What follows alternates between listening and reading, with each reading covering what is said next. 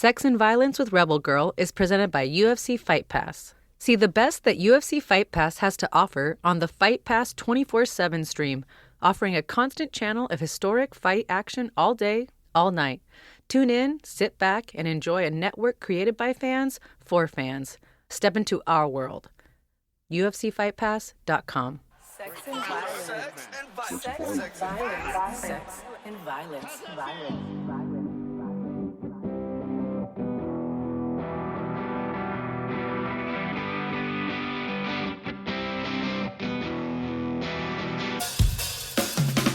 Hey guys, welcome back to Sex and Violence with Rebel Girl, presented by UFC Fight Pass, the show that interviews top-level MMA fighters and other experts in their fields about love, dating, romance, and that all-too-taboo subject, sex.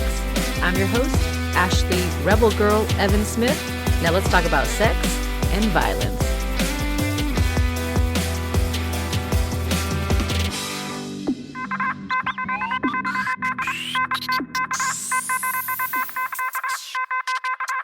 What's happening, hot stuff? What is up, my naughty listeners? We are back in the studio, and holy shit, I think it's been like 3 weeks, 3 weeks old since we had an episode. 3 fucking weeks. I missed you guys. Did you miss me? I really did. I really miss putting out content, sharing on social media, talking with you guys. But I did get some really cool guest suggestions while I was in Colombia from you guys. And actually, today's guest is one of those guest suggestions. So if you think that I don't listen to you, you're fucking wrong. I listen and I really care. Thank you guys, because if you guys let me know who you want to hear from, I will reach out to them and have them on the podcast. So thank you for that. But yeah, we're back now. I was gone for stem cells. If you guys are long-term listeners, then I had been waiting for that for 6 months, and finally I did it. I couldn't be happier right now. I'm nauseous, but that's part of the whole thing. I got stem cells down in Mexico, 5-6 months ago, however long it's been, and that was part of the process. I just nausea and feeling a little off and a little bit of just not yourself, feeling weak, but it's such a small price to pay for all the benefits of stem cells. If you guys have heard me talk, I am such an advocate. And after going to Colombia, I can't tell you enough. BioAccelerator is the fucking shit, guys. It's just the professionalism, the warmth of the whole staff, from the patient concierge to the doctors, the front desk guy, just everyone. They're just so friendly.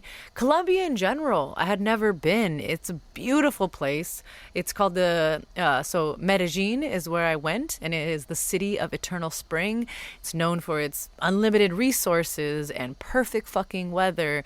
And everyone there is polite and nice, obviously I didn't meet everyone, but an example is you go into the elevator and everybody's like, buenas tardes, and they greet you and they say goodbye, and my boyfriend and I were looking at each other like, we better start greeting people. We felt like assholes, and after a while we got in the rhythm. We started talking to people, and I just realized that's the culture there. And it was nice, it's like kind of going to a small town where everybody, looks you in the eye and says, hello, how are you? And makes friendly conversation. And it felt good. And it just made the whole trip really fun. And a couple other things we noticed, there wasn't as much trash. People just obviously took pride in their city and their country. And I had zero expectations. I didn't know what to compare it to. I was kind of stupidly thinking it will be like Mexico. I just kind of chunked it together.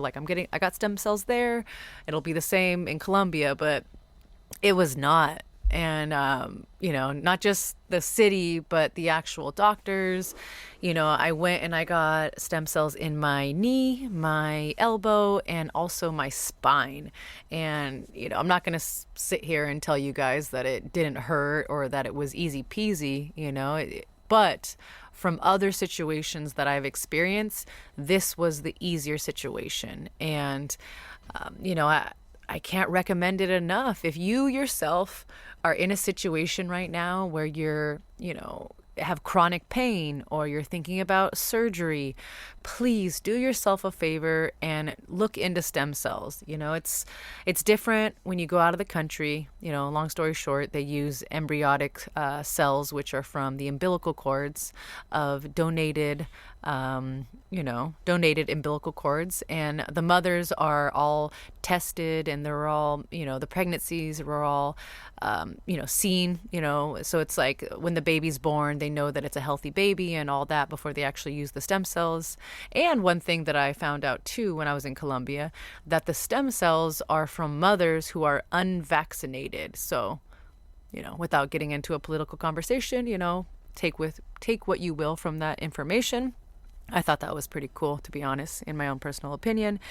And yeah, I'm not going to talk forever about stem cells, but I just can't tell you how good my experience was when I went there. Also, right now, the dollar versus the peso is crazy. So I brought like $500 and was balling out of control. We went horseback riding and we saw the city, and it was just a great experience. If you can make it to Colombia, do yourself a favor, go there. It's a fun, beautiful place, and the people are warm, and the medical procedures are, not like anything that they're doing here in the States, and not like they're not doing anything like they are in Mexico either. I recommend Colombia. Check out social media if you want to look them up. It's at BioAccelerator. I'm going to be putting it in the show notes for quite some time because it's just, I can tell it's going to change my life. I'm already feeling some of the benefits. I'm in the stages of nausea right now, but it takes about 6 months for the stem cells to do their full thing. And I'll be getting back into full fight camp very soon. So if you guys are a fan of me fighting and not just podcasting, it's finally fucking happening. And I'm just so happy, guys.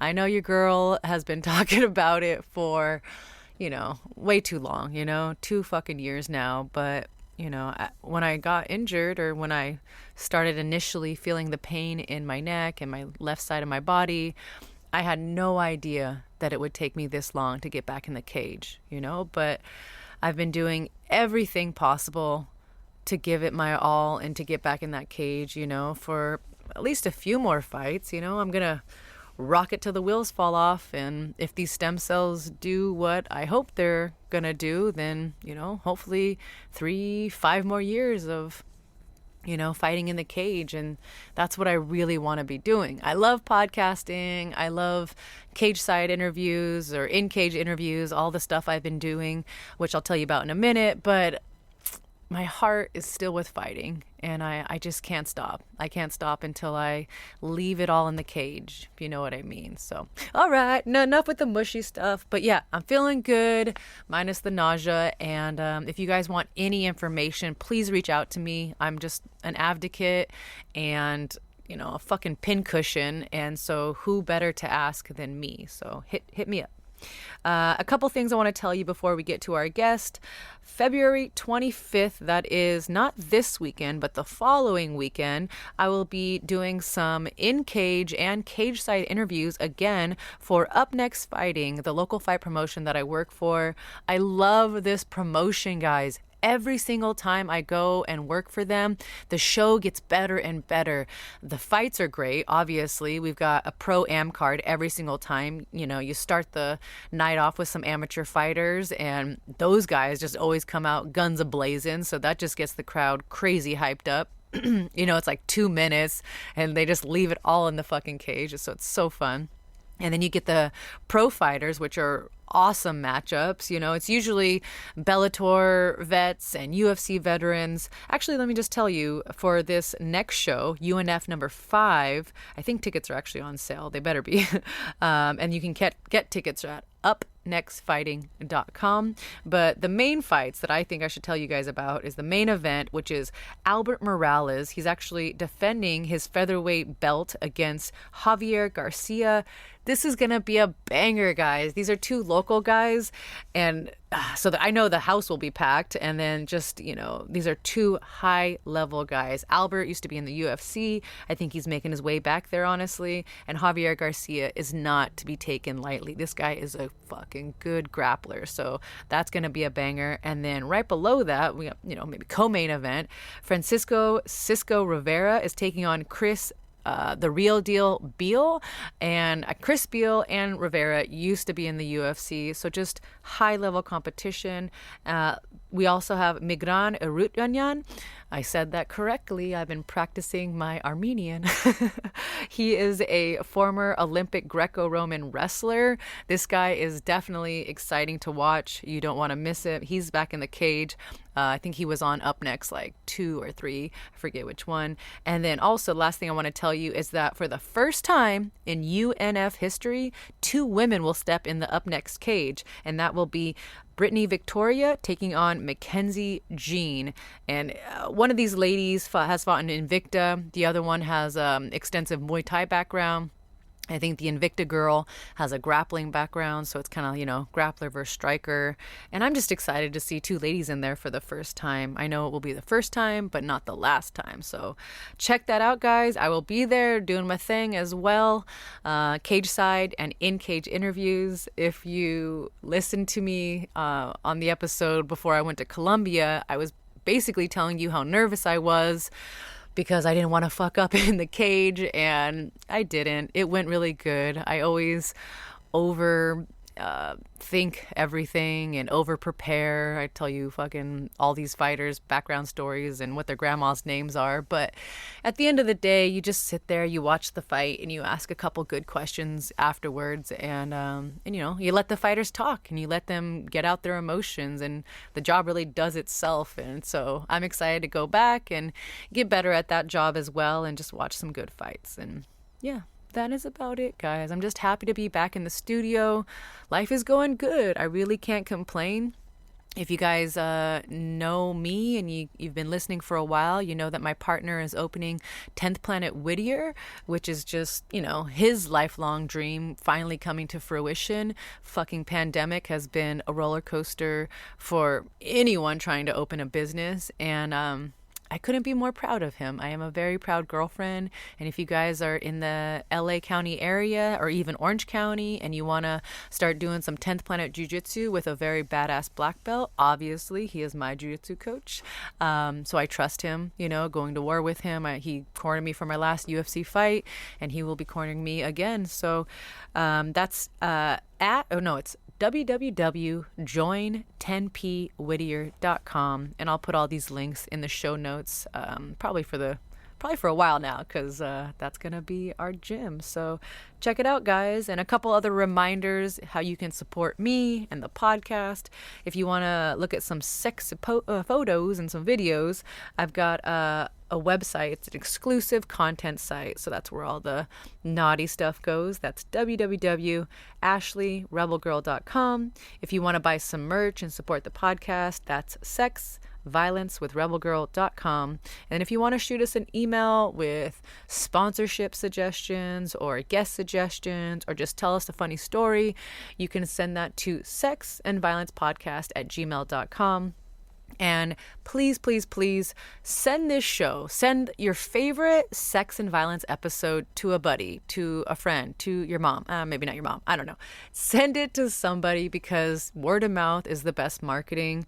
I can shout it from the rooftops, but if you guys just share the show, it really, really helps out. And if you want to rate and review the show, that is also cool. So thank you guys for that. And let's talk about taxes real quick from one of our awesome sponsors. Okay, guys, let me tell you about our newest sponsor of Sex and Violence Podcast with Rebel Girl, EA Tax Resolutions. They are professionals that will help with tax issues and bookkeeping. Whether you're looking to settle your tax debt for less than you owe or have back taxes that you need to file, EA Tax Resolutions can help you out. Don't believe me? Check out their YouTube channel, EA Tax Resolutions, where they show exactly how they've helped clients in the past save thousands in taxes. Not only does EA Tax Resolutions help with tax issues, but with bookkeeping.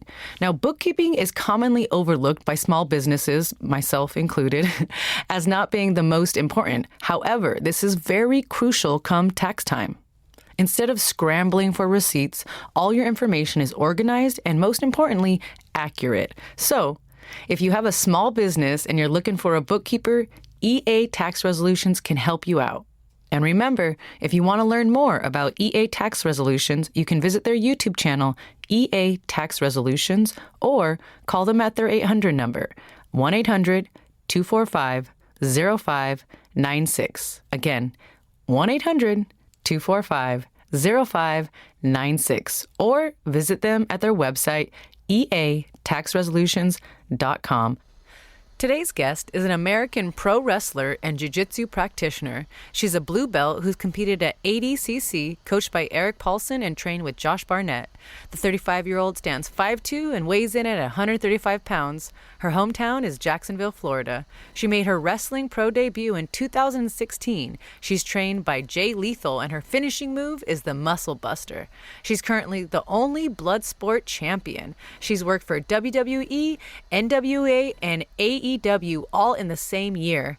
We talk about deathmatch turnoffs, no gig, only hard way, needs a dash cam on titties, sister of a rocket scientist, losing a partner to homicide, rushed Savannah weddings, met ex-hubby on mushrooms, serial monogamist, Tinder marriage breakup, tattooing swingers, looking for a roided man, seeking a death match with HoodFoot, tipped with a crack rock at tattoo parlor, and much more. Here's your guest, Lindsay Jayne Snow.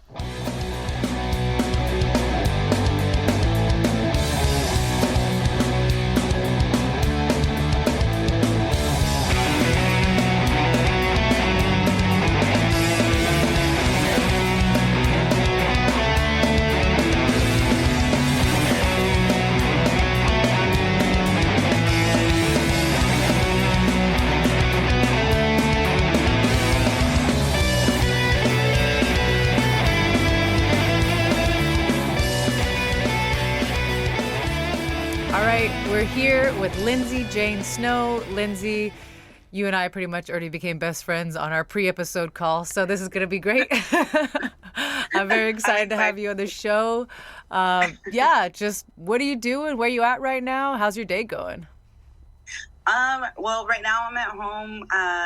My day has been pretty good. I went to work earlier, made some tattoos, and now I'm hanging out with you. So it's pretty badass day so far. Pretty good day. Well, let's jump right into it. I'm excited to interview a pro wrestler. I've had on Zeta Zhang and Thunder Rosa, but not a lot of wrestlers, and definitely not female wrestlers. So I'm really excited. I know that you have wrestled for AEW and WWE and some other organizations. Tell me where you're at right now and kind of what the future looks like for you wrestling-wise. Oh, man. Wrestling-wise, I feel like the possibilities are endless. I'm just coming back off of taking a little bit of a break. I had some real-life stuff that I needed to attend to, and now I'm back surfing the indies. I feel really great. I feel like I'm getting recognition. I'm getting a lot of matches that I really like. I'm really stoked about. Yeah, man. I don't know. I think that pro wrestling for me is in like my golden era. So I'm just really excited right now. I got so many asses to beat. I'm ready. Okay, so you and I were talking a little bit before the show started just about the ins and outs of wrestling. I feel like such a dweeb because I'm like, what's a death match? What's this? What's a work? What's a shoot? You know, and all the hardcore fans are like, oh, God, Ashley. But it's not my world, so forgive me for asking about that stuff. But, you know, how did you get started in this world? Because it's, you know, it's a little bit different, especially for a female, even for myself, right? Like MMA, it's weird to see a female in a cage, and it's different to see a female pro wrestler. How did you get started? So I've been a fan of pro wrestling, like basically like my whole life. I was lucky enough to have a dad that watched pro wrestling, and he was all about The Rock and Stone Cold. So that naturally just rubbed off on me, you know. And he never had a son, so he had two little girls, and I'm right there, like jumping on him, like dropping elbows on my dad, you know, like constantly. Like that's how I learned how to move my eyebrows. And I don't have too much Botox right now, so I can still kind of do it. But I grew up with wrestling. I grew up watching with my dad, and then as I grew up, like as I started getting older, I started watching more like Pride, and then obviously UFC came around. But Pride became my shit. Like Fedor and Sakuraba, those are my dudes. And you know, I immediately like started downloading like everything I could get. Like I was watching Fedor's sambo seminars in Russian and shit, and like that shit's like all up on my PlayStation, like all up in the memory, like nothing but seminars that in languages that I don't speak. Wow. But, Okay. I just became obsessed, and then as I got older than that, you know, I wanted to actually participate, and so that's when I started training jiu-jitsu. And you know, I've been tattooing for almost 20 years now. At this point in my life right now, I've been tattooing almost 20 years. So like tattooing has always like brought really everything that I love back into my life in a different sort of way. It's kind of strange, but I actually was tattooing a guy and watching pro wrestling while I was tattooing him, and he's like, "Oh, that's so weird, like a girl that likes pro wrestling, you know?"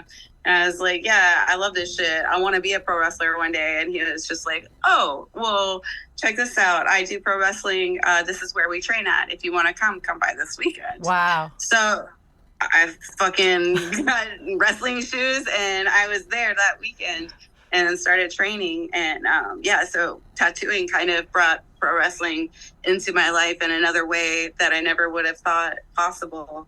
That's when I started training pro wrestling, and I had already been competing in jiu-jitsu tournaments. So I had that background with jiu-jitsu going for me.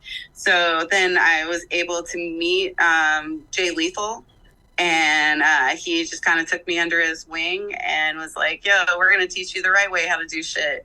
And that's my dad.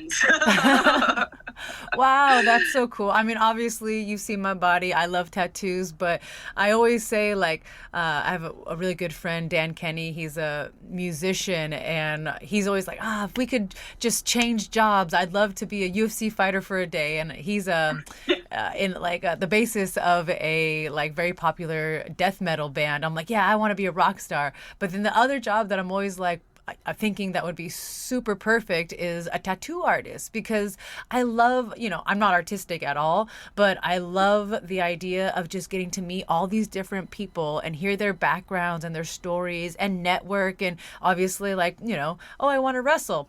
Boom, here's an opportunity to go wrestle. Stuff like that happens probably all the time to you.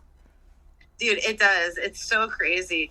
Like, I get really crazy opportunities all the time, and then people get naked for me all the time. But it's like most of the time, it's like people you don't want to see naked. You know what I'm saying? Like, you're at dinner with your parents, and then all of a sudden, this like 65-year-old lady's like whipping her titty out, and you're just like, whoa, like, come on, man, I'm here with my dad. Like, Jesus, put that thing away.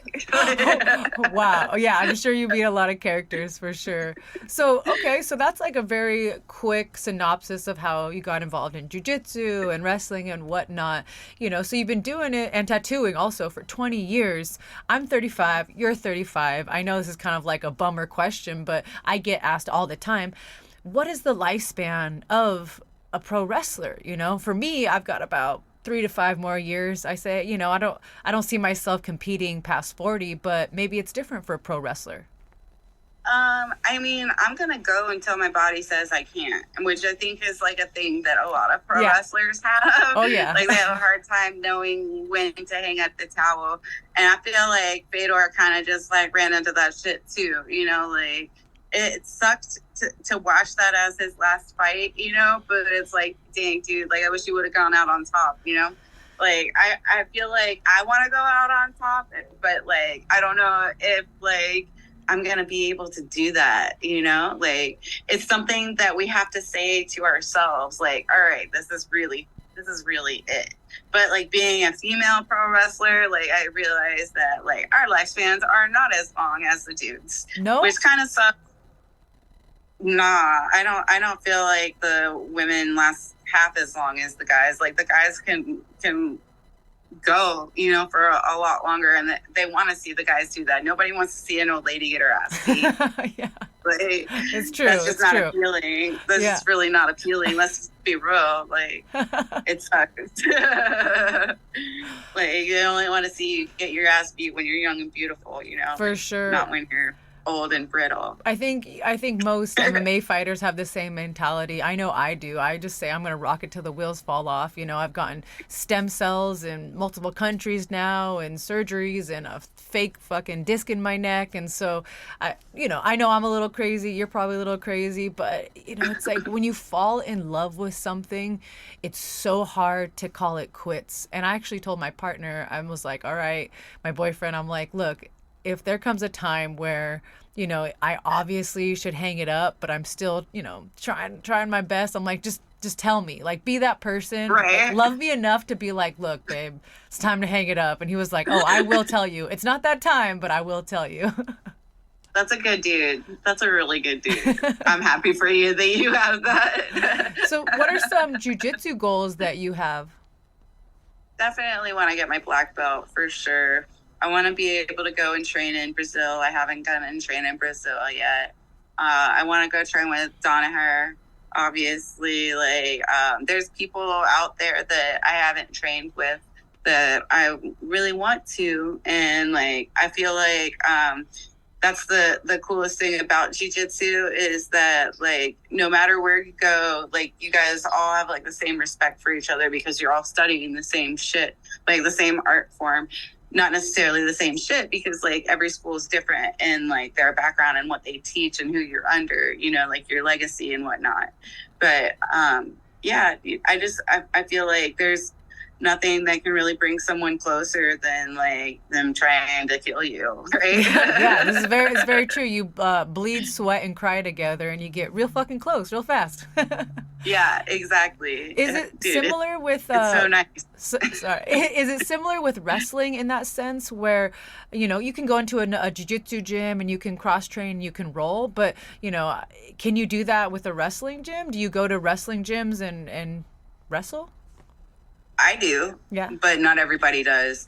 I think that it's super important to cross train, and, like, there's all this knowledge out there that you're depriving yourself of by not learning from other people that do the same shit that you do. And if you value your craft, if you value what you do, then you're going to do the best that you can to make yourself the best that you can be. And that's always been my kind of point of view on training in general. If you give a fuck about it, then you're going to do everything that you can to learn. And, you know, that's why I started out with, you know, getting all of, like, the seminars that I could get, you know. I started with that. Then I got a bunch of money from this gambling cruise, and then I bought a plane ticket just to go train with Erik Paulson. And I was going to stay in my rental car, you know, like, I don't obviously think things all the way through, but my heart is there. And, like, I know that I want to get better at something. So I'm going to put myself into a position where I can learn, to where I can better myself. And it makes for awesome stories when you don't quite think everything through. So it's all good. Yeah. So you train with Erik Paulson. Now he's out here in California, right? Yes, he is in La Brea. Okay, so, and you're in Florida. So do you just come, you know, train for a couple months, then go back to Florida? How's that work? So not a couple months. I wish that I could train for a couple months. But no, so what had happened was, so obviously I'm a crazy person and I do things on a whim all the time, you know, because why wouldn't I? It keeps life but, interesting. Yeah. It's all good. Yeah, so I knew about Erik. I had heard about Erik from friends in the community. You know, they're always like, "Yo, if you like catch wrestling, then you should go to the Truth, Erik." And so I was like, "Yeah, I wanted to go train with Erik, and I wanted to go train with Josh, and they were both at CSW." Yeah. So I was like, "Oh, well, I'm going to take this money that I just randomly won at this gambling casino boat thing that I just went on." Randomly, but so I went home, purchased my ticket, and got my rental car situated, and I was just like, perfect. I can shower in the gym, I can stay in my rental car right outside the gym, and then there's an In-N-Out burger like a mile away. Set say less, right? So I go and I'm like, I'm gonna just take every class. Like, okay, I know you don't know me very well, but I don't really like fuck around with stand up. Okay. I'm a grappler, like from the ground, and I like leg locks. Leg locks are my shit. Okay. But I don't really fuck around with like stand up too hard. At this point in my game, I wasn't. So I took stand up. I took every fucking class that he had on the docket that day. I was like, I'm gonna go every fucking class and I'm gonna die. It's gonna be great. And I was like, if anything, I'm just gonna meet people and that'll be cool. But all I'm thinking about is that I'm gonna get to take every class that Erik has to offer. You know, like I just want to learn from Erik. Mm-hmm. So I took every class, and like at the end of the night, we're doing striking. And he's watching me get mauled, and I'm just like, whatever. Like, I'm just happy to be here. Like, yeah. But I'm like, I go off the mat real fast to get some water, and he goes, "Who are you, and why have you been at every class today?" And I go, "Hi, Erik. I'm Lindsay. I'm from Florida." And he's like, "But why are you here?" And I was like, "Well, I just literally came just to train with you." And he's like, "But where are you staying?" And I'm like, "In the rental car out in your parking lot, if that's okay." And he was just like, hold on. And he was like, let me go get something real fast. And so he goes and grabs one of the fighters off of the mat, and he goes, "Ernie, this is Lindsay, this is Ernie, can she stay at your house?" And Ernie is like, dude, like, I live with my mom. Hold on, let me go call her. And so he goes and he calls his mom, and she's like, "How old is the girl?" And, like, she's like traditional Mexican mom, you know? Yeah. And Ernie's like, "How old are you?" And I'm like, "I'm 27. He was like, "She's 27. Like, his mom's like, oh, okay, yeah, she could stay. Like, I guess she was just like worried about me being like some young girl or something coming to her house. Yeah. But we showed up at her house, and she had like a 5-course like traditional Mexican meal prepared for me, and it was just like amazing. Like, and then since then, like, they have been family. Like, I just randomly wind up in California and go train at CSW, or like hit up the homies and see if they want to come to my shows. And like, yeah, we're still like, I still talk to these people that I randomly showed up to California with, and like, they still fuck with me. So I love it so much. Okay, so I can expect you to come out to California and we can hang out and train sometime in the near future. Yes. Awesome. I'm down. All right. Okay. Well, let's get to the good stuff, you know. So you're still on the independent circuit right now. You're still training jiu-jitsu, and you're crazy as ever and looking for adventure and just ready to train and compete wherever you can. Basically. I love it. Okay. So the first question I always ask when we get to the personal question is, how do you identify sexually? And then also, what is your current relationship status? I'm bi, and I'm single. Yeah.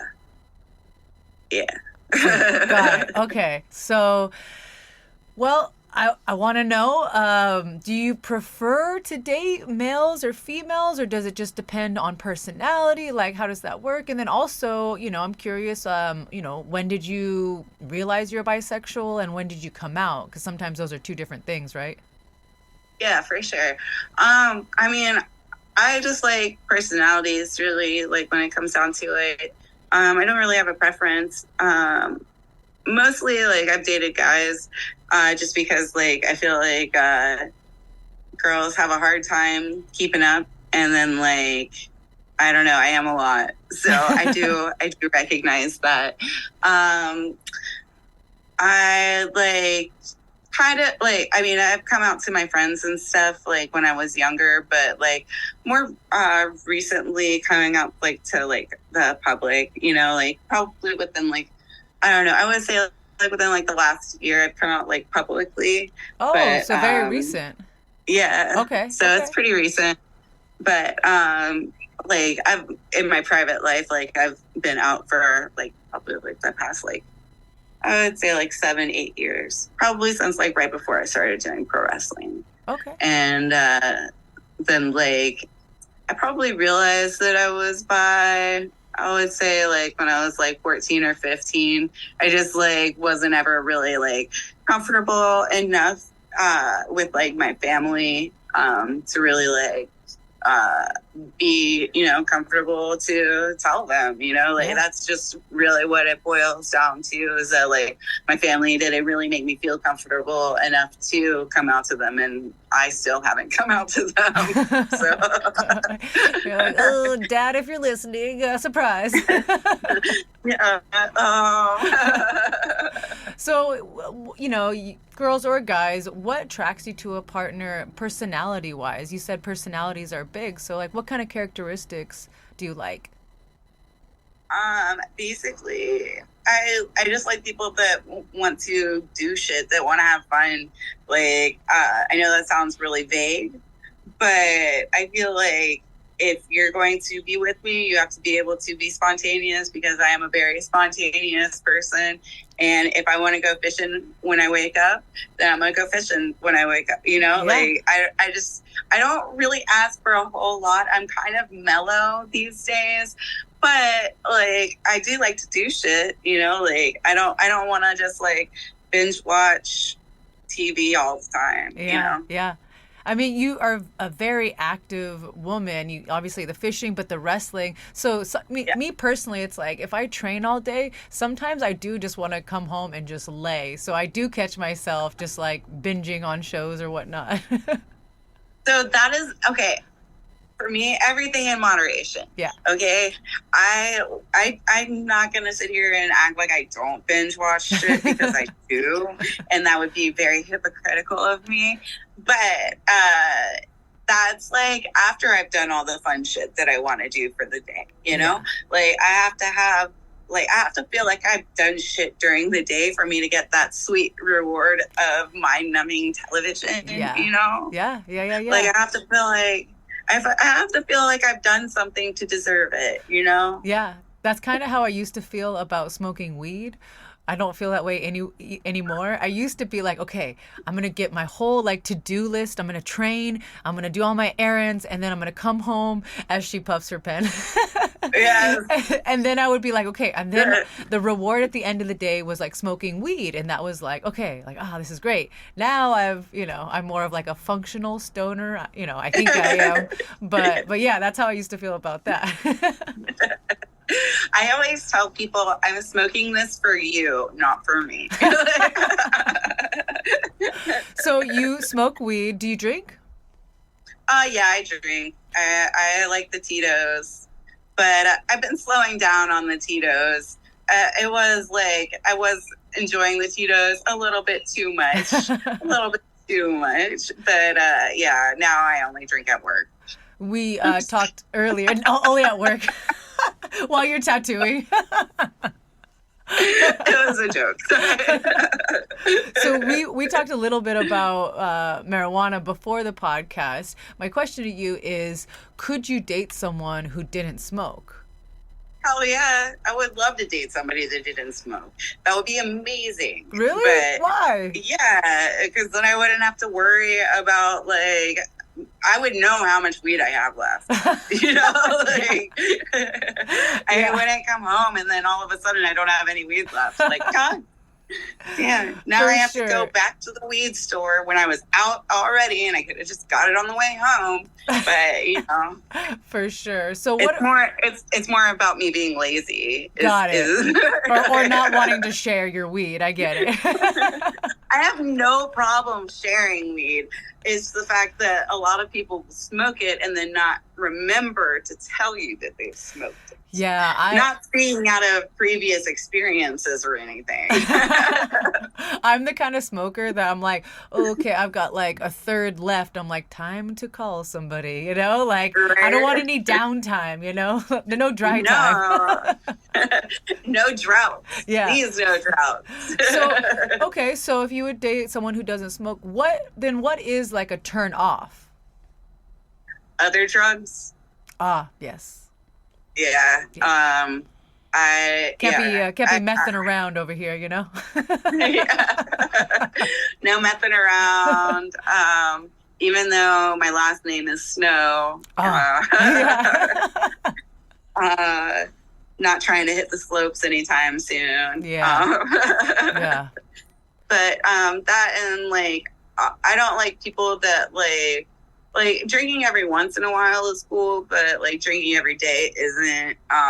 Like I said, everything in moderation, you know.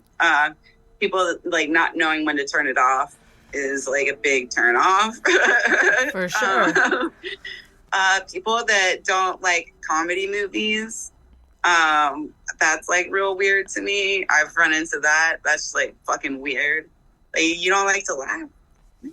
I've never heard of anybody being like, I don't like to laugh. Like, what the fuck? Like, I could get like scary movies, not liking scary movies, but this dude was like, no, I don't like comedies. What is wrong with you? Who hurt you? Yeah, who hurt you? Yeah, exactly. And one of my favorite things to do is go to live stand-up comedy. That's like the best, you know? We're here in LA, the Comedy Store, the Laugh Factory. It's the best. Yes, I am so jealous that you have that like right at your fingertips because I love stand-up comedy.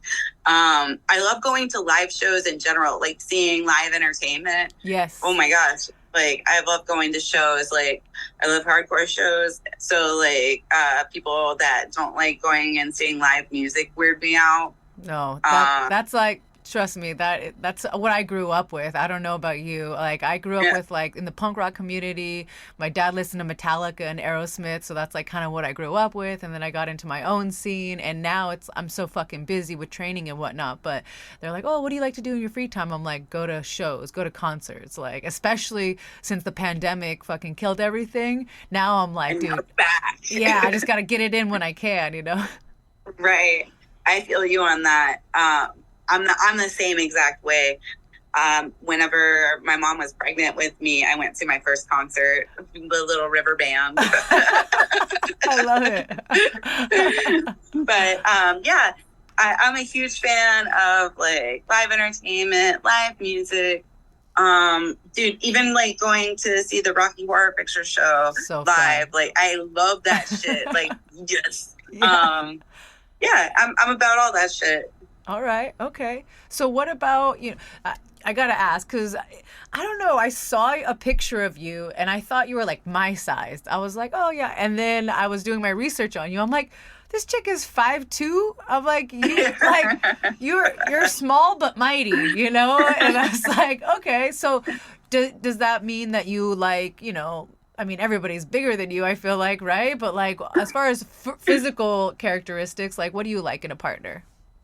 I just like basically like my dudes to look like they eat steroids. I love the honesty. I love it.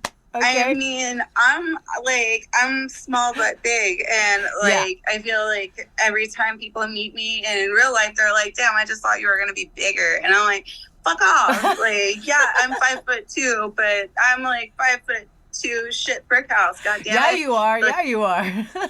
Thank you. But yeah, no, I like dudes that are bigger than me that can pick me up And like, I mean, I'll probably be able to pick them up. So like, Okay. So I'm assuming that you're no stranger to dating in the industry, because a guy who looks like he eats a lot of steroids, probably a pro wrestler of some sort, or a combat sports athlete. yeah, I have dated, 2 people in the industry, and, like, the one of them, like, I think that it was perfect, like, I don't think that, honestly, like, I don't think that it could have been a better match for me, just because of, like, him understanding the industry, him understanding, what it's like to be booked on bigger shows and stuff, because he was pretty well known. Things just didn't work out, and it sucks, but he's still a good dude. So that's all that I have to say about that. All right. I like that. Okay, so then is that something that you kind of look for? Like, is it important to you to date another wrestler? No, I don't really want to date another wrestler. It's kind of weird now to date another wrestler. Like, I know that, like, I just, like, said that it was perfect, like, 5 seconds ago. But, like, now that I am doing death matches and stuff like that, I feel like it's a little bit more difficult for me to date another wrestler, because now the guys that, like, were into me now know how crazy I am because of how much I bleed all the time.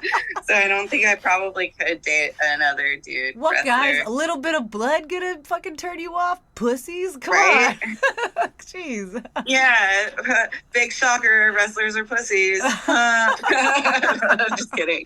I'm just kidding. Oh, God.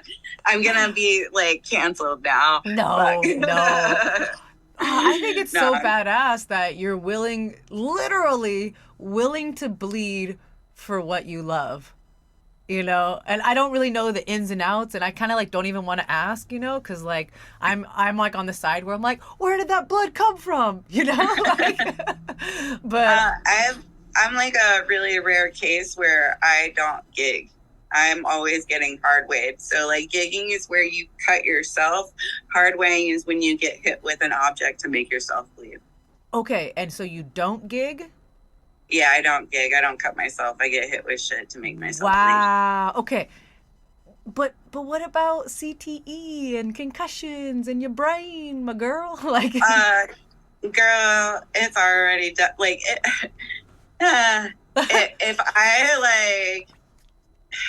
if only you were, like, if only I had, like, dashboard cam on my titties so that you could actually, like, understand, like, all of the shit that I've already been through. Like, you'd be like, oh, that's mild.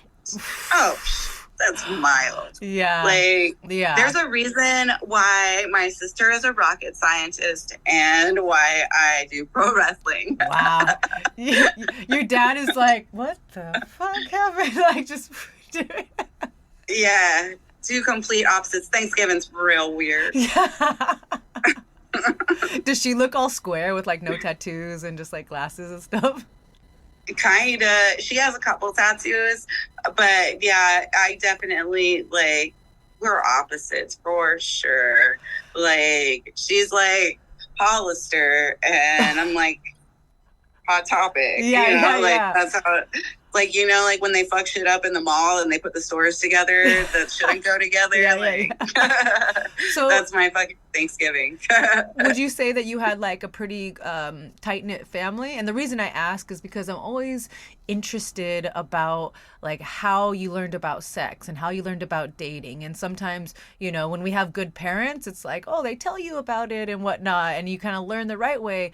Or, my situation, it's like if you have kind of absentee parents, you're out there on them streets, learning for yourself. So kind of just like, what was your experience like?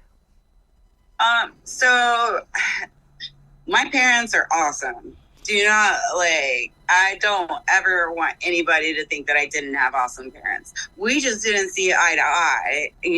I was like, I was a victim of sexual abuse when I was real young, and I never told my parents about it because, like, my parents are, like, avoiders when it comes to, like, dealing with real life trauma. And, I mean, like, fucked up shit happens. You need to be able to talk to people about it. And I just didn't really have that outlet. And my big sister, she, like, was pretty square, so I couldn't really talk to her about shit. So, like, my family, like, they're all awesome in their own, like, ways. But as far as, like, being a solid, like, system of protection and, like, being able to, like, talk to you about real world shit, they weren't really, like, the best at that. Like, they tried, but I was going through a bunch of shit that they didn't know how to deal with. And, yeah, like, I learned about sex through, like, a lot of fucked up shit happening to me as, like, as a young person. Yeah. So, like, it kind of sucks because, like, I do wish that I did have that kind of, like, support system growing up, but, like, they just were doing the best that they could with what they had. And, like, now talking about things is a lot more prevalent, and, like, it's made more aware for the parent to talk to the children about that shit. You know, when I grew up, you know, when we were growing up, like, there was like my family avoided bad shit that happened to you. You know? Yeah. We just didn't talk about it. Yeah. You know? Yeah. It was just like, oh, okay, yeah, sure, you're fucked up looking. We're just not gonna talk about that. All right, on to the next thing. For sure, you know? So for sure. And that's the world is crazy right now in a lot of ways, but that's one thing that's beautiful. It's like it's you know, more common, you know, to talk about things, talk to your kids, you know, and, like, my little quote is for this show, it's like, shame dies when stories are told in safe places. It's just kind of like opening the dialogue, because we all have been through a lot of the same fucking shit, but we're so embarrassed, or we're like, oh, it's taboo to talk about sex or whatever it is. But most of the time, if you just fucking say your story, 2, 3, 10, 20 people are going to go, I went through the same exact shit. And that's the kind of stuff that heals you and doesn't make you feel like a fucking outcast or a weirdo, right? Yeah, that was the whole reason why I wanted to come and do your podcast, was because of that. And your stance on mental and, like, everything, dude. Like, I don't know, I just saw this as a good way to, like, kind of, like, talk about things in a safe place. Obviously, I don't know, I dig you, and I dig what you stand for.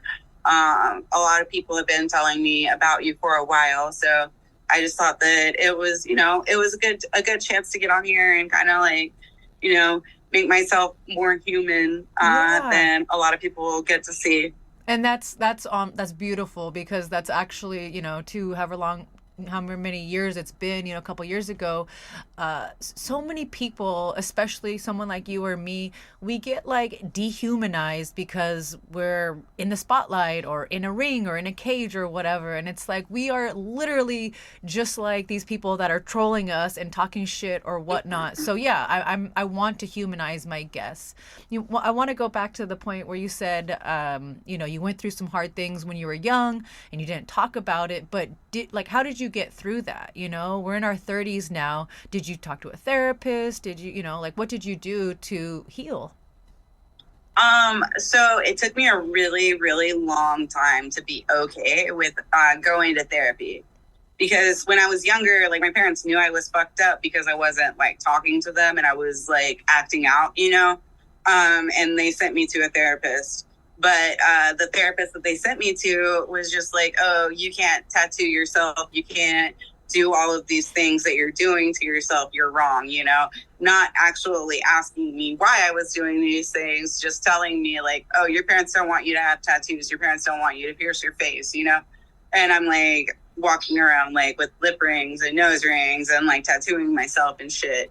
And, you know, then, like, it took me a really long time to realize, like, hey, like, I really should talk about my issues, because if I don't talk about my issues, I'm going to keep having bad relationships. And I was having bad relationships because I wasn't dealing with the harm that had been done to me, and I was trying to protect myself. And I was just like constantly like feeling like I was being attacked.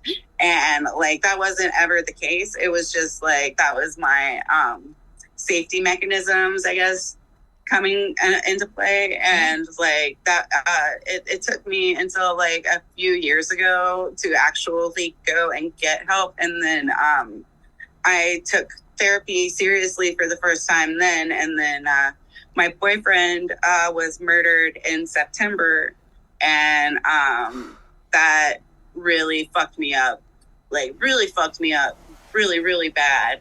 And I actually had to go back to therapy.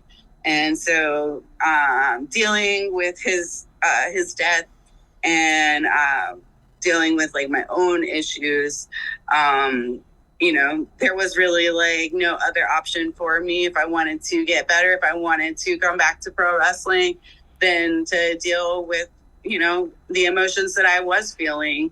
And I had to be present for that. Yeah. And I wasn't able to, you know, drink my problems away anymore. And I had to face my problems and, you know, deal with my actual feelings. And that's probably like the hardest thing that I've literally ever had to do, was be present and actually like deal with my fucked upness. Well, I'm so proud of you, girl. I don't know you like that, but let me just tell you, as someone who, you know, we spoke briefly, you know, I got clean and sober 3.5 years ago. And not marijuana, you know, but, yeah. You know, it's California like, sober. Yeah, California sober. And, you know, when you get sober like that, it's like you have to deal with the emotional shit that you were just drinking away. And, you know, everyone's like, oh, it's so hard to get sober. Yeah, getting sober is hard, but the hardest thing is exactly what you said. It's dealing with everything that comes afterwards. And, you know, like you just want to numb it. You just want to run. You just want to not talk about it. So I commend you so fucking much, you know, and this is exactly why I love having people like you on the show, because we are all human and we all have to go through these fucked up things. And I'm so sorry to hear about your boyfriend. You know, that's so fresh. I can't even believe that. You know, I'm grateful that you're doing the show, because I would probably be in a corner crying somewhere, you know, and it's a testament to show how fucking strong you are, not just physically, but internally. Thank you. Thank you so much for all of the kind words. It means a lot to actually like have someone, you know, say that, because so Thomas was his name. But anytime I was like, you know, down or about anything, because like he took care of me when I had knee surgery, and I would get down about it, and I'd be like, you know, I should be so much further ahead, and he would like tell me like, hey, look at where you're at. You just had knee surgery. How would you feel if somebody else was telling you, you know, they were going through the same things that you're going through, and like they had just had all the same shit that, you know, you had just had happen to you? How would you feel about them talking to you? Would you have mercy on them too? You know, like, would you feel like they were doing more? Like, and I was like, you know what, you're right. Like, I am doing more than I should be doing. I am, you know.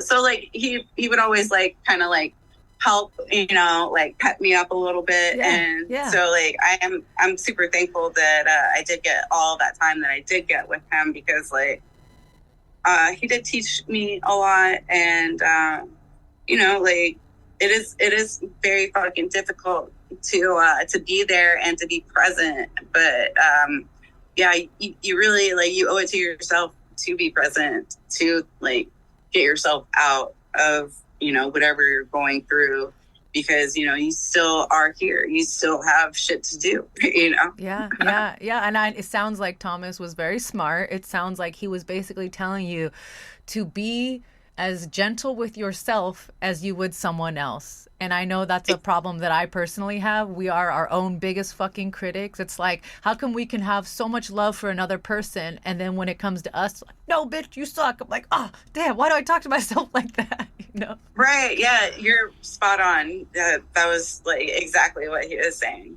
Exactly. I love that. So, God, what a sensitive subject. So forgive me. I'm, going to try and word things correctly, but it's so fresh. That's a handful of months. Like, someone out there could be listening who is dealing with, losing someone. And what would you recommend? Like, how, obviously therapy, but like, what has been cathartic to you? What has helped you? Man. So therapy has been the biggest help with me. Obviously, you want to drink and you want to escape, but that's the worst thing that you can do in these type of situations. Just fucking don't drink. Like, you're just gonna set yourself up for failure if you do that. Yeah. I would say just like, for me, what has helped is like the friends that he really loved, the ones that, actually gave a fuck. Those people, it has been an immense help to talk to those people and like just to be able to hear their stories about him and like how like he had like these different sayings that he would say. And I've been hearing from people like all over the world because he was like a world traveler as well. He tattooed like all over the world. Cool. And getting to hear stories from people that met him in different countries has been pretty cool. Like just trying to keep his memory alive has really kind of helped me. And like trying to get in touch with people that that loved him as much as he loved them. Yeah, so, yeah. I think, you're right. Like therapy, obviously, but a support system of some sort, whether that's his friends or your mutual friends or even your family, right? Whoever is there for you, like to lean on them right now is like the best time, right? For sure. Awesome. So obviously, like sensitive, but it seems like you would not be, or maybe you are, I don't know, but like when is the adequate amount of time to wait before you look for a new mate? I can't imagine you wanting to even, talk to someone right now. You're probably still healing, right?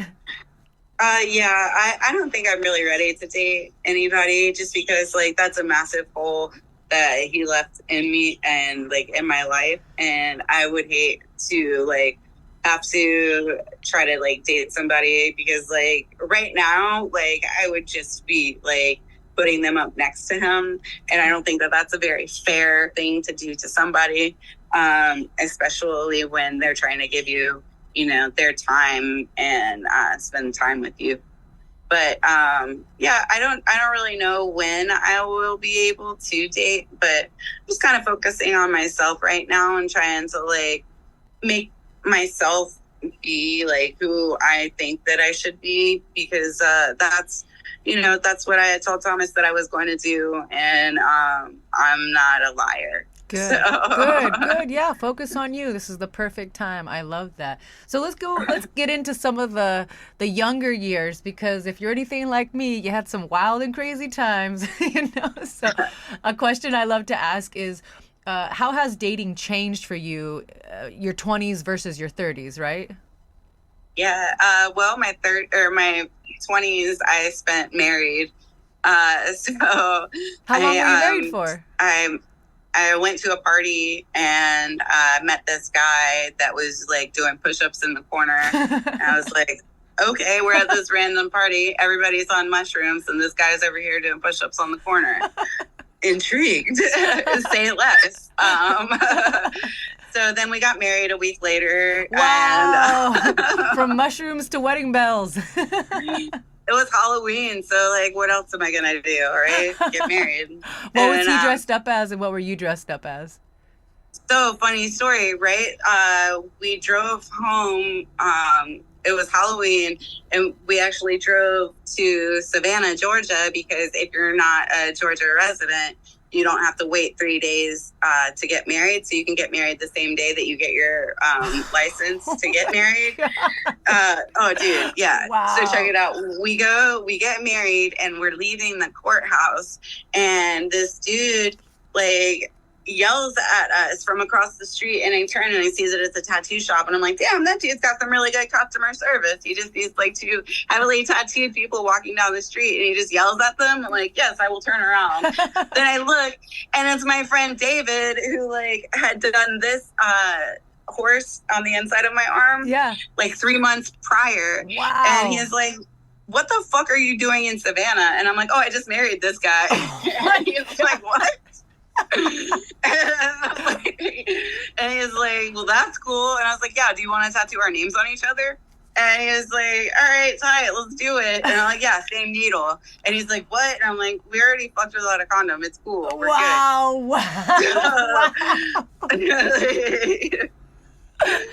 Same needle and everything. And then like we leave, and we drove from Savannah to like, because we both tattooed for the same company, but like nobody knew that we were dating. Okay. And so then we showed up to the company party for Halloween, and like we're just in regular clothes, and everybody's like, oh, what are you guys? I'm like, oh, we're married. Damn. And then everybody thought it was a joke, but it wasn't. Well, how long did that marriage last?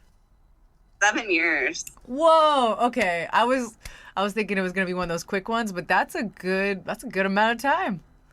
Yeah, dude. So that's what I was saying. Like, I spent my 20s married, so like I'm not married now, and like I don't know, dude. I'm just like a serial monogamist. Like I stopped. Like, well, I got divorced, then I dated the wrestler, and then we stopped seeing each other, and then I started dating Thomas. Yeah. And you are a serial monogamist, huh? Yeah. Trying to lock it down, I guess. I don't know. That's all right. You know what you like, you know? Like, there's, like, I personally, I haven't had a lot of long-term, like, healthy relationships. This is actually my first one. We've been dating for over 3 years now.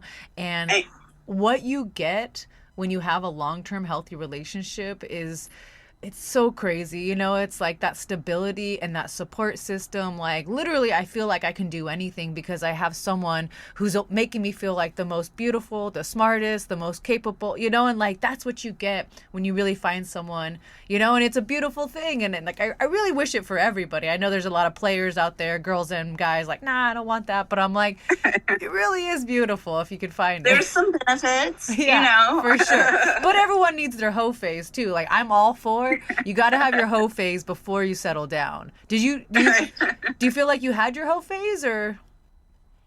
I feel like I had my hoe phase before I got married. Okay, that's perfect then. and then I got married, and then I was like, I went from like 100 to like 0, you know? From crazy and wild to lockdown. That's probably why I married him like a week after I met him. I was like, all right, done. Yeah. Like, he's doing push-ups in the corner. I'm set. Like, that's all I want. Just some jack dude. Like, I love that. So how do you normally, I mean, I know you met him at the party. Do you do online dating now, or is that? No. I've never had online dating. That was actually, like part of like the demise of my marriage. Uh-oh. So yeah, crazy story, but fuck it. Why not? We've got time. Yeah. All right. So I was working late one night, and like I worked in Ybor, which is like a subsect of Tampa, basically, but it's like the drinking district, basically, like party district. Got it. So I tattooed there, and I was working late one night, and the shop closed at midnight. And my husband was like, oh, I'm going to go down to the Reservoir Bar. And I was like, all right, have fun. I'm going to go home. And he was like, oh, you're not going to come out? And I was like, fuck no, I'm not going out. I'm tired. I worked all night. I'm going to go home. So I go home, and he's all butthurt because he wanted to go out, and then he comes home and puts his fucking phone down, and then like the alerts start popping up, and I'm like, what the fuck? And I looked because he put it down on the table beside me like an idiot. And I was like, I have never seen that before. Like, what fucking app is that shit? Yeah. And it was Tinder. Fuck. And I was like, what? Like, why did you download Tinder while you were out? And he was like, oh, I just got it for work. And I was like, what the fuck are you going to do? Tattoo him with your dick? And like, he was like, no, it's like just this thing. Like, I just say that I want to be friends. And so like, then I was like, I'm over it. This is done. Yeah. And so that was it.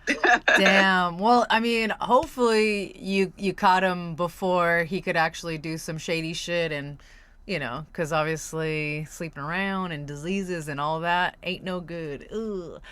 Damn. Yeah, I'm not about that life. Yeah. That's probably why I'm a serial monogamist. Yeah. So. Fuck. Well, I'm glad. I'm sorry to hear that, but at least you caught him before okay. it could get any worse. Still a funny story. Yeah, that's more like a horror story. That's a horror story. Actually, speaking of horror stories, do you what is the worst date you've ever been on? Maybe like a blind date or some, were you ever set up or something? Oh man, the worst date I ever went on was prom. Oh, really? It was horrible. Okay, so this guy, I didn't even want to go to prom, but my friends were all trying to go, and then they're like, oh, this dude doesn't have a date. Would you go with him? And I'm like, okay. So this guy asked me to prom, doesn't buy me a ticket. The fuck? So, sorry, I Quentin Tarantino'd myself, my bad. Rewind. We go to dinner, and he didn't bring enough money for me, so I had to pay for my dinner. Oh, and I was like, why did you even ask me to go to prom if you're not good? Like, he didn't get me the fucking flower gimmick. Yeah, so I got him a flower gimmick thing, and he didn't get me one, so I was like, fuck you. Like, I'm wearing this shit. Yeah. And so then we get to the thing, and he doesn't buy me a ticket to prom, so I have to ask the principal if I can bring her cash on Monday so I can go to fucking prom. I was like, this is horrible. That's bad. I hate you. That is bad. All right. It was definitely like the shits. Like, I was like, I can't believe this is my prom. Like, why did I even agree to go to this? Well, fun fact, Ashley didn't get to go to her prom because she was in juvie, so at least you got to go. Yo, you probably still had a better time than I did. That's sad.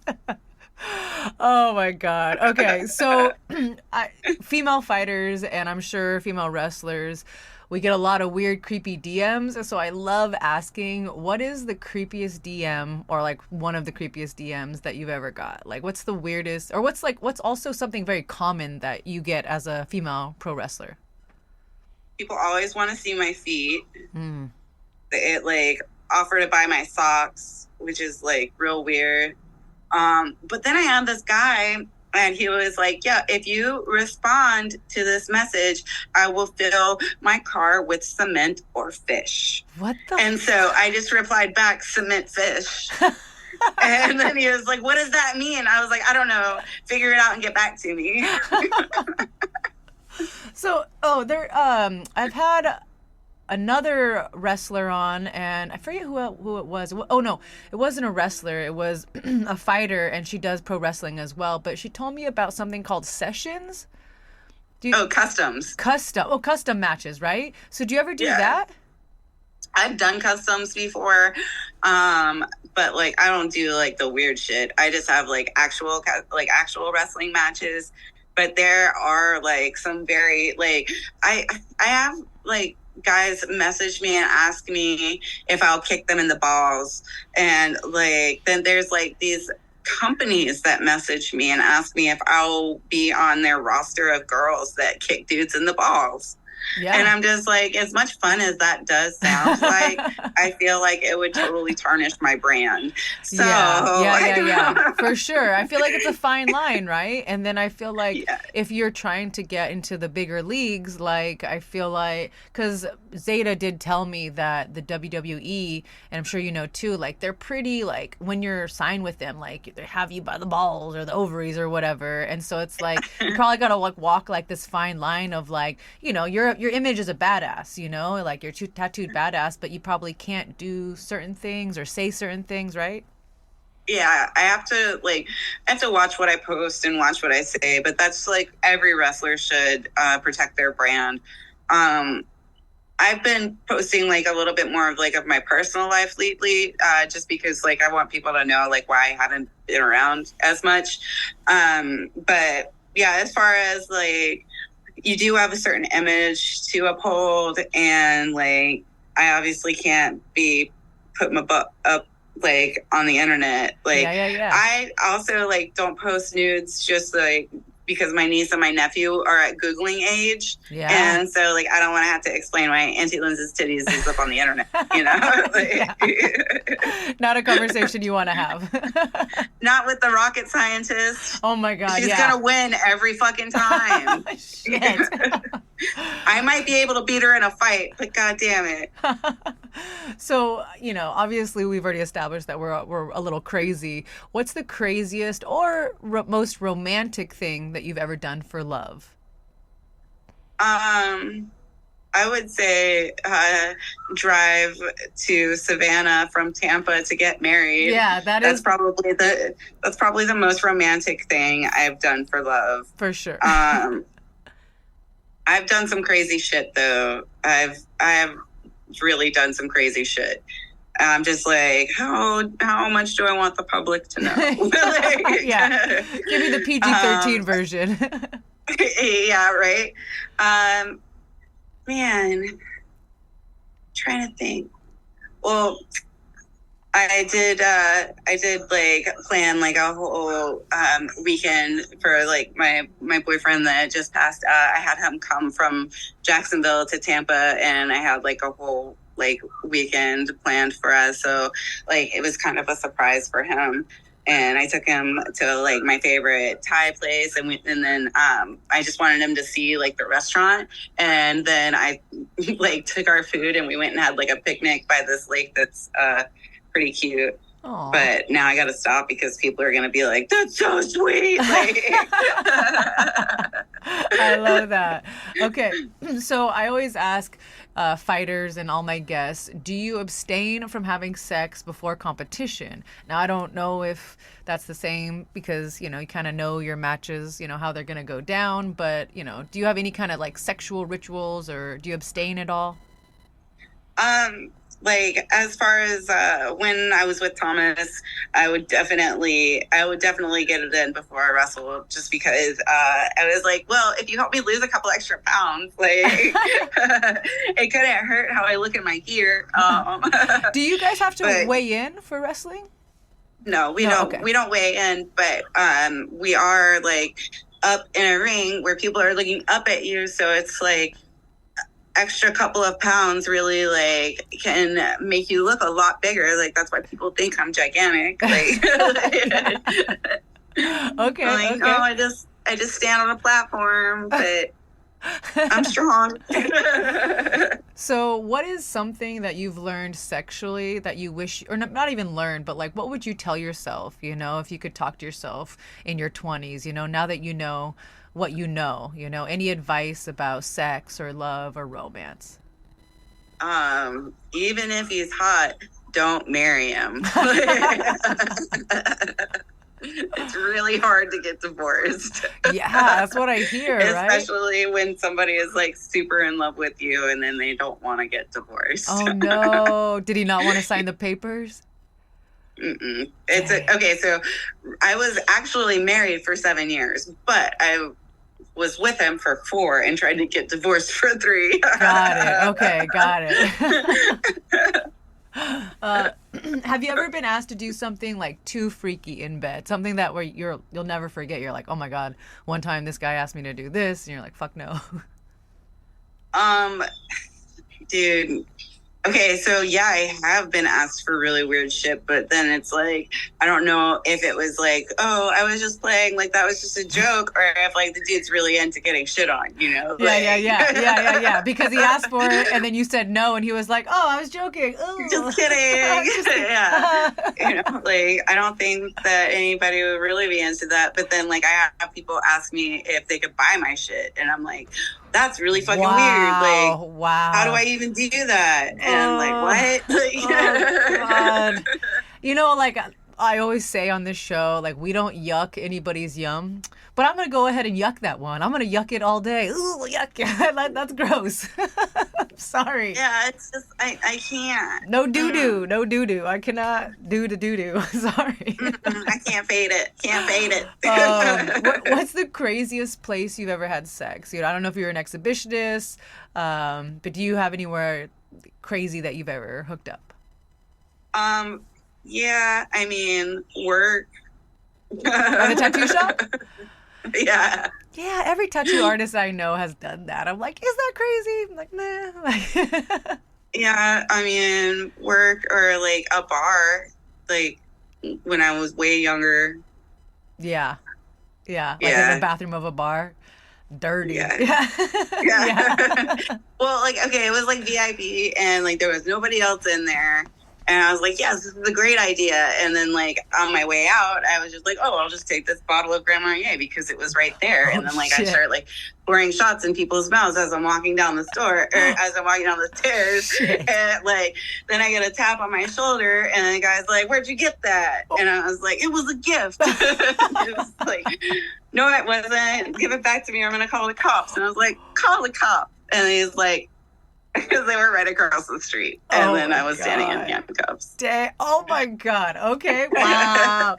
Wild times. That was like all of that legitimately happened within like 5 minutes. Like it was like sex and then handcuffs. Like, but not like. Yeah. That's not. Wild night. What is your biggest pet peeve in the bedroom? It could be anything as small as like bad breath or, you know, a guy asking you to poop on him, you know, like whatever. Bad breath and then like, just like thrusting with like no fucking, like, I don't know if you've ever like been with a dude that's just like going for the wall and you're just like, this just is not comfortable. This is not fun for me. Like right now, like you got to work up to that. Yeah. I mean, there's always the jackhammer guy, you know? Yeah. And I'm like, okay, we're like a car. You got to like rev us up, you know, like lubricate things, get things going. And then, you know, a good jackhammer is on the table, you know? Okay. Yeah, that's a finish. That's a finish. That's a finishing move. Yeah, I'm not trying to get hit with your finish in the falsies. Come on. I love it. So we are obviously alpha females. Is the bedroom somewhere that you like to be dominant, or is somewhere where you can actually be a little bit more submissive? I guess it depends on the situation because I like a little bit of both. I like to live life dangerously. But yeah, I feel like it could be fun either way. It just depends on the situation, you know? Yeah. Oh yeah, for sure. Okay, well, it's time for the lightning sex round.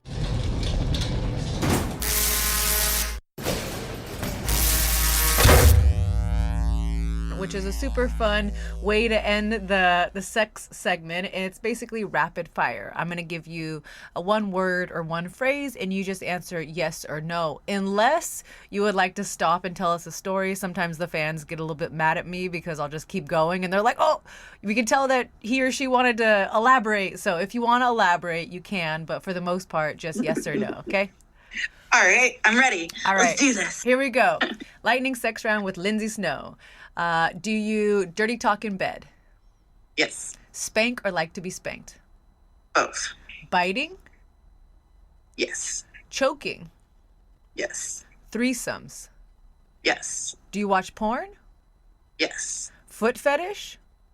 I mean, I have real cute feet. Okay. Bodily fluid fetish? I ain't trying to get peed on. Got it. Bondage, like ropes, blindfolds, or handcuffs? It doesn't bother me. Role playing. Depends on who's the role. Who are we role playing? Okay. Butt stuff on you or a partner? Yes. Do you use sex toys? Yes. Have you ever been to a sex club or a swingers party? No, but I do tattoo a lot of swingers, and I live vicariously through them. Okay. I always feel like when I get older, I'm going to go because I'm probably going to get, bored with something and I'm going to spice it up. I feel like that's how I'm going to spice it up.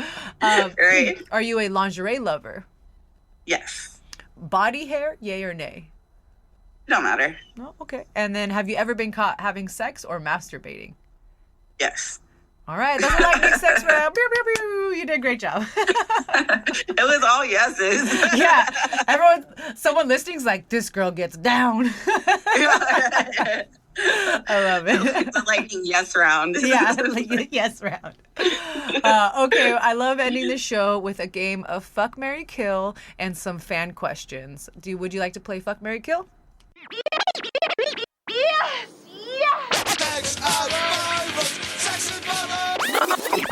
Fuck one, marry one, kill one. Go. I think we're done here. Let's do it. Okay, so my homies Dan and Pat Kenny, the guy that I actually mentioned before who's in a band, these two brothers are actually big wrestling fans, so they were super stoked to give you these Fuck, Marry, Kill. You get to choose from Stone Cold Steve Austin, Mick Foley, and Shawn Michaels. And apparently these guys are all bloody wrestlers. Damn it. But I want to fuck and marry Stone Cold. And kill Shawn Michaels and Mick Foley. Dang it. Okay, so Stone Cold, marry? I guess I could marry him and fuck Shawn Michaels, and I'd have to kill Mick Foley. Okay, all right. That'll work. Okay. That'll work. So right now we're gonna Sorry, switch. Mick. We're gonna switch over to the UFC Fight Pass platform, and that's where everyone can hear their actual, real fan questions. But for the lames who are not gonna follow us over there, just kidding, guys. Where can they catch you on all social media handles? Any matches that you have coming up? And I also want you to tell about this really cool cannabis thing that you got going on in March. Yes. Okay. So, first, let's start off with you can find me on Instagram and on Twitter. I am the Florida Ma'am, TheFloridaMaam. And yeah, I've got XPW coming up this weekend in Pomona, California. So if you're around and you want to come, come through, come hang. Say it's Saturday. Say it's Saturday. It is Saturday. It's Saturday. I know where I'm going. Are you coming? Yeah, I'm going. Yeah. Put Lady right date. there. Lady Yay. date. Awesome. Okay. All right. That just made me so happy. All right. And the Cannabis Cup. Check this out for all of my marijuana friends. Everybody that likes to smoke the weeds. I am going to have Lindsay Snow's The American Kaiju Cannabis Cup. It will be at, hold on, let me get this place right. So awesome. It is called, there we go, sorry. It's called Knucklehead, and it will be in Los Angeles during Mania. So stay tuned to find out who will be on my panel and who's going to come through and smoke some weed with me. Yay. And I will have all of your links in the episode notes, guys. So if you're driving right now or doing something, don't worry. You can always check that out later. And yeah, I'll see you in Pomona this weekend. That's exciting. Okay. Oh, yeah.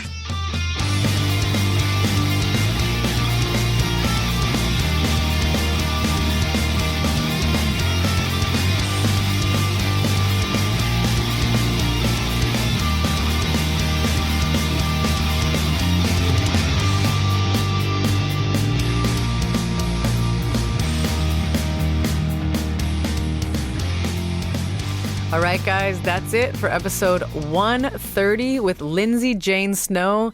I think I made a new best friend. I really like this chick.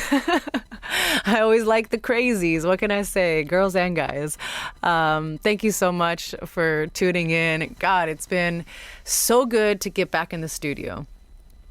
UFC Fight Pass is the world's premier combat sports streaming service with over 200 live events, the largest fight library in existence, original shows, and more. Sign up for 1 year and get half off for a limited time at www.ufcfightpass.com/signup. Honestly, I don't really know who's going to be on next week. I feel like I'm starting to pull away from giving you guys a heads up, not because of you guys, but because my guests sometimes be flaking on me, and I really don't like sounding like a liar. So I don't know who's going to be next week, but I promise it will be someone interesting and fun, and you should tune in no matter what.